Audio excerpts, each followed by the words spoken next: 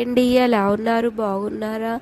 నేను ఇప్పుడు ఈరోజైతే పెద్ద బాయిలర్ చికెన్ వండుతున్నాను. ఎప్పుడు మనం నార్మల్ చికెనే వండుతాంగా, ఇదైతే నాటుకోడి టేస్ట్ ఉండిద్ది. ఒకసారి మీరు కూడా ట్రై చేసి చూడండి. పదండి మన రెసిపీలోకి. ఫస్ట్గా అయితే నేను కేజీన్నర చికెన్ తీసుకున్నాను. తర్వాత పసుపు, ఉప్పు, అల్లం వెల్లుల్లి పేస్ట్, కొద్ది 2 ఉల్లిగడ్డలు వేసేసుకొని, కొద్దిగా ఆయిల్ వేసుకొని, రెండు గ్లాసులు వాటర్ వేసుకొని కుక్కర్ మూత పెట్టి 9-10 విజిల్ రానివ్వండి. ఇది చాలా హార్డ్గా ఉంటుంది.